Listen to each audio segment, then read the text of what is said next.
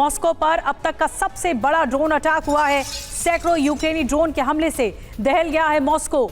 आपको बता दें कि जूकोस्वी समेत कई ऐसे इलाके हैं जो अंधेरे में डूब गए। ब्लैकआउट हो गया। रूस की एयर डिफेंस सिस्टम यहां पर फेल हो गई।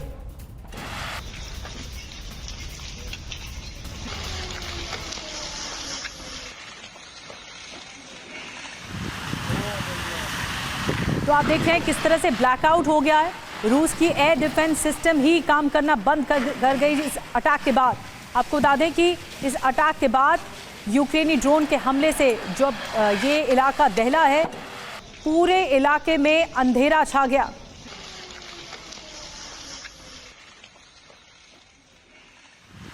तो देखिए मॉस्को पर जो हुआ है बड़ा विध्वंसक ड्रोन अटैक, इसको लेकर एक और बड़ी खबर, क्योंकि हाल फिलहाल का ये सबसे बड़ा हमला यूक्रेन की तरफ से बताया जा रहा है। और इस हमले के बाद पूरी तरह से अंधेरा छा गया। रूस की राजधानी में क्या हुआ? मॉस्को शहर में आपातकाल की घोषणा की गई है और ये जो हमला हुआ, बड़े धमाके रिकॉर्ड किए गए। ये देखिए आप, एक बड़ा धमाका होता है। तो मॉस्को पर हुआ है यूक्रेन की तरफ से हाल फिलहाल का सबसे बड़ा ड्रोन अटैक और इसमें बड़े नुकसान का दावा किया जा रहा है।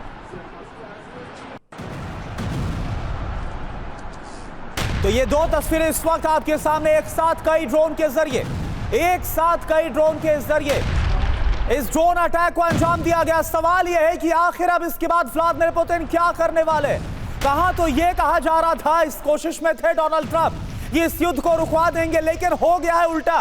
हो गया उससे ज्यादा विध्वंसक विस्फोटक जो इस वक्त आप तस्वीरों में देख पा रहे हैं, क्योंकि मॉस्को तक एक बार फिर से प्रहार किया है, बड़ा संहार किया है यूक्रेन ने और इसका जो असर है वो नजर भी आ रहा है। एक बड़ा धमाका जो इस वक्त कैमरे में कैप्चर है और ऐसे ही कई धमाके हुए हैं जिस बात का दावा किया जा रहा है, यानी इस हमले में बड़ा नुकसान पहुंचा है मॉस्को को। एक और बड़ी खबर है, आपको बता दें यूक्रेन का रूस पर ड्रोन अटैक हुआ है। तुला शहर में हमले से तबाही मच गई है। विस्फोट में कई इमारतों को भी नुकसान पहुंचा है। Аж, сука, я ж слышал его жужжание. Нихуя себе. Прям просто где-то над башкой, блядь. तो तुला शहर से तस्वीरें आपको दिखा रहे हैं। विस्फोट हुआ है यहाँ पर और तबाही मच गई है। कई इमारतों को नुकसान पहुंचा है। ड्रोन अटैक किया गया रूस पर। Прям просто где-то над башкой, блядь. Поехали. Да. तो आप देखिए मॉस्को पर एक साथ कई ड्रोन के जरिए अटैक, हमले के बाद कई इलाकों में ब्लैकआउट हो गया। यह अभी तक का सबसे बड़ा हमला इसे बताया जा रहा। और आपको याद होगा इससे पहले जब कभी भी मॉस्को को डायरेक्ट चुनौती दी गई या फिर इस तरह से हमलों को अंजाम दिया गया यूक्रेन की तरफ से, तो फिर अंजाम बहुत विध्वंसक, बहुत बुरा हुआ है। इस बार क्या होगा, यह बड़ा सवाल। दो तस्वीरें आपके सामने, मॉस्को पर एक साथ कई ड्रोन से हमला, कई इमारतों को भारी नुकसान पहुंचा है। कई ऐसे इलाके हैं जहां हमले के बाद ब्लैकआउट हो गया है। इस हमले का इस कदर असर हुआ है। ये दो तस्वीरें आप देख पा रहे हैं।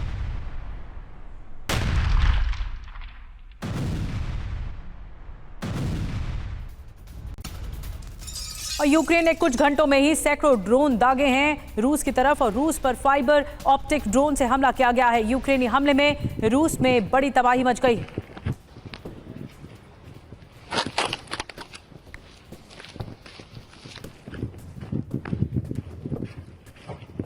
तो तस्वीरें आप देख रहे हैं, भयानक तस्वीरें सामने आ रही हैं। ड्रोन अटैक एक के बाद एक किए गए हैं यूक्रेन की ओर से।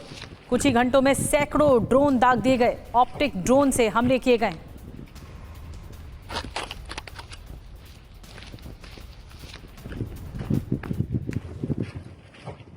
तो मॉस्को पर यूक्रेन का विध्वंसक ड्रोन अटैक हुआ क्या है, या पहले जान लीजिए।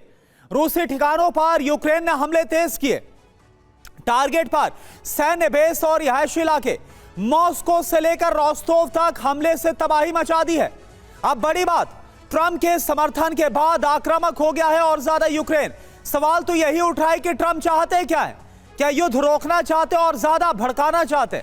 फ्रंट लाइन से दूर रूस के अंदर हमला हुआ है। रूस पर हमले के लिए अटैक ड्रोन का इस्तेमाल किया गया। तो मॉस्को पर जो अटैक किया गया, इसके बाद भारी तबाही मची है। तो आप देखिए यूरोपियन इंटेलिजेंस से एक एक लोकेशन मिली है यानी कि जहां एक तरफ ग्रीन सिग्नल बताया जा रहा है डोनाल्ड ट्रंप की तरफ से, और वहीं यूरोप से जो मदद मिली, जो इंटेलिजेंस इनपुट मिला, इसके बाद इस हमले को ज़ेलेंस्की ने अंजाम दिया। जी हां, जो लोकेशन मिली है, लोकेशन के आधार पर यूक्रेनी ड्रोन फोर्स ने ओरियोल के थर्मल पावर प्लांट को टारगेट पर लिया। इसे टारगेट करने का मकसद है पश्चिमी रूस में ब्लैकआउट जैसा संकट खड़ा किया जाए, क्योंकि यही अकेला प्लांट 300 मेगावाट बिजली का उत्पादन कर रहा है। इसलिए अज्ञात जगह से विस्फोट से लदे 2 ड्रोन लॉन्च किए गए, जिन्होंने ओरियोल टीपीपी को धमाके से दहला दिया। इस हमले में रूस के लिए बड़ा संकट खड़ा हो गया है। खबर यह है कि थर्मल पावर प्लांट के इंफ्रास्ट्रक्चर को बहुत बड़ा नुकसान पहुंचा है। प्लांट का हीटिंग सिस्टम पूरी तरह से बर्बाद हो गया है। दावा इस बात का भी किया जा रहा है कि प्लांट के टरबाइन को आंशिक तौर पर नुकसान पहुंचा है और प्लांट के जनरेटर को भी भारी क्षति पहुंची है। यह जानकारी मिल पा रही है। Lieutenant general Sanjay Kulkarni sir, इस हमले को कैसे आप देख पा रहे हैं? ऐसा नहीं लग रहा कि अब सीधी चुनौती यूक्रेन ने दे दी है कि जो करना है कर लो व्लादिमीर पुतिन को? करुणा, बहुत बहुत धन्यवाद। मैं कहूँगा एक विडंबना है, आज 1346वां दिन है लड़ाई का, और जिस प्रकार से लगातार पुतिन जो है एनर्जी इंफ्रास्ट्रक्चर को बर्बाद कर रहे हैं यूक्रेन के, और जिस प्रकार से चीन ही एक जरिया है जिससे यूक्रेन को ही अपने ड्रोन के कंपोनेंट्स मिल रहे हैं, और वही कंपोनेंट्स इनको किसको दे रहा है? चीन रूस को दे रहा है। जबकि सर्दी आने वाली है, उस सर्दी आने से पहले ही अगर ज़ेलेंस्की का यूक्रेन में इतना जबरदस्त तबाही मच गई है, अब ज़ेलेंस्की के पास कोई चारा नहीं रहा। सवाल यह है कि जो ट्रंप हैं वो चाहते हैं कि लड़ाई को फ्रीज किया जाए, यानी कि जैसे है सीज फायर तुरंत एक तरीके से। चीन नहीं चाहता है। चीन चाहता है कि लड़ाई चलती रहे, क्योंकि अब चीन बेसिक मेन सप्लायर है इस लड़ाई के अंदर। पूरा का पूरा सप्लाई चीन से हो रहा है। जब फायदा यूक्रेन को चीन से भी हो रहा है और अमेरिका से भी हो रहा है। अमेरिका क्या चाहता है? अमेरिका चाहता है कि पुतिन लड़ाई तुरंत बंद करे और ज़ेलेंस्की को वो दबाव डाले, लेकिन ज़ेलेंस्की अब मानने वाला नहीं है, क्योंकि ये जो सर्दी है, चाहे वो आप देखें, उस सर्दी के कारण सारा इंफ्रास्ट्रक्चर, जितने पावर है, एनर्जी है, रास्ते हैं, अपार्टमेंट्स हैं, अस्पताल हैं, बच्चे हैं, दे दबादब सब मारे जा रहे हैं यूक्रेन के अंदर। और 600-700 अगर ये ड्रोन फायर कर रहे हैं, यूक्रेन क्या कहता है? हमने 3/4 गिरा दिए। मिसाइल फायर के 50 कहते 3/4 हमने गिरा दिए। अगर इतने गिरा रहे हैं, इसका मतलब एयर डिफेंस यूक्रेन का भी तगड़ा है। और इसके बावजूद जिस प्रकार करुणा आप बता रहे हैं, मॉस्को के ऊपर जो हमला हुआ है, वो ज़रूर एक तरीके से पुतिन जो है हड़बड़ा करके अब जबरदस्त हमला होगा सर्दी से पहले। ये हड़बड़ी में लिए गए फैसले हैं, जैसा कि आप बता रहे हैं कुलकर्णी सर।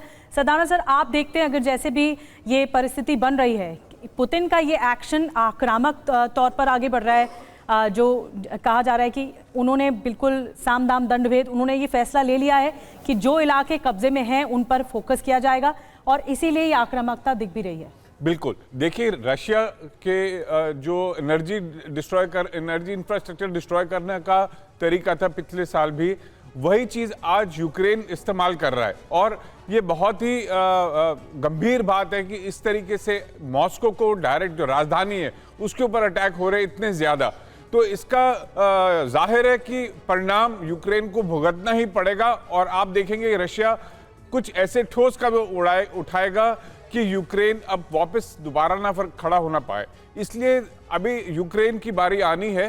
ये जरूर इंफ्रास्ट्रक्चर पर अटैक हो गए हैं, लेकिन जो वापस जवाब मिलना है इनको रशिया से, वो बहुत ही भयानक होने वाला है।